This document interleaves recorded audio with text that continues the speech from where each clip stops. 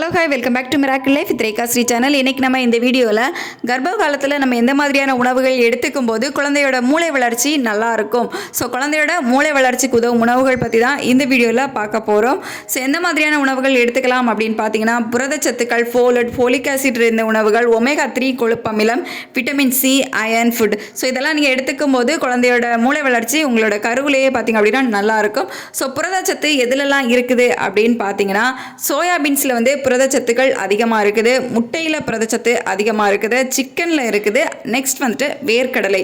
So soybeans, முட்டை, chicken, வேர்க்கடலை இந்த நாலுலேயுமே பார்த்திங்க அப்படின்னா புரதச்சத்துக்கள் அதிகமாக இருக்குது, குழந்தையோட மூளை வளர்ச்சியில் உதவக்கூடியது. ஸோ இதை வந்து உங்களோட ப்ரெக்னன்சி டைமில் நீங்கள் ஃபாலோ பண்ணிங்க அப்படின்னா குழந்தையோட மூளை வளர்ச்சி ரொம்ப நல்லாயிருக்கும். நெக்ஸ்ட் வந்துட்டு போலட் அண்ட் ஃபோலிக் ஆசிட் இருந்த உணவுகள். ஸோ பசலைக்கீரையில் இந்த ஃபோலிக் ஆசிட் நிறைய இருக்குது. அது தவிர ஆரஞ்சு, சாத்துக்குடி இதுலேயும் வந்து இந்த ஃபோலட் அண்ட் ஃபோலிக் ஆசிட் வந்து அதிகமாக இருக்குது.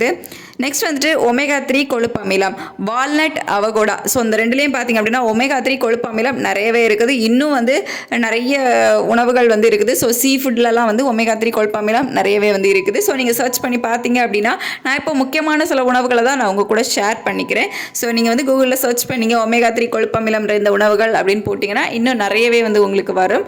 ஸோ நெக்ஸ்ட் வந்துட்டு விட்டமின் சி நிறைந்த உணவுகள் வந்து எடுத்துக்கோங்க. நார்மலாக நமக்கு எல்லாருக்குமே தெரியும் ஆரஞ்சு, எலுமிச்சை இதில் வந்துட்டு விட்டமின் சி நிறைய இருக்குது அப்படின்னு சொல்லிட்டு. ஸோ ப்ரெக்னென்சி டைமில் ரொம்ப புளிப்பும் வந்து சாப்பிடக்கூடாது அப்படின்னு வந்து சொல்லுவாங்க. ஸோ ஆரஞ்செல்லாம் வந்து ரொம்ப புளிப்பாக இருக்குது அப்படிங்கும்போது அதை வந்து எடுத்துக்காதீங்க.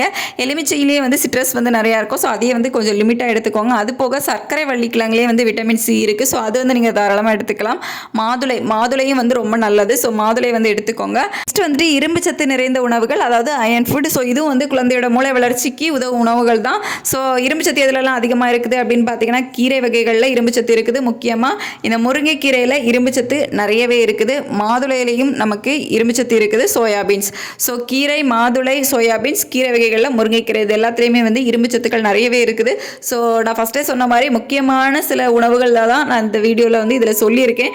இதை தவிர இன்னும் வந்து நிறைய இருக்குது. நீங்கள் வந்து சர்ச் பண்ணி பார்த்தீங்க அப்படின்னா புரதச்சத்து நிறைந்த உணவுகள், iron food, so vitamin C நிறைந்த உணவுகள் இப்படின்னு போட்டிங்கன்னா இன்னும் நிறைய வந்து வரும். ஸோ அது சொன்னோம் அப்படின்னா இன்னும் நமக்கு வந்து லிஸ்ட் பெருசாக போயிட்டே இருக்கும். ஸோ அதெல்லாம் வந்து உங்களுக்கு எதெல்லாம் வந்து அஃபோர்டபுளாக இருக்கும், உங்களுக்கு எதெல்லாம் வந்து கிடைக்கும் அப்படிங்கிற உணவுகளை பார்த்து நீங்கள் எடுத்துக்கோங்க. நான் முக்கியமான நம்ம கர்ப்ப காலத்திலேயே குழந்தையோட மூளை வளர்ச்சிக்கு உதவக்கூடிய உணவுகளில் முக்கியமான உணவுகள் மட்டும் நான் அந்த வீடியோவில் உங்கள் கூட ஷேர் பண்ணியிருக்கேன். இந்த வீடியோ உங்களுக்கு யூஸ்ஃபுல்லாக இருந்திருக்கும் அப்படின்னு நினைக்கிறேன்.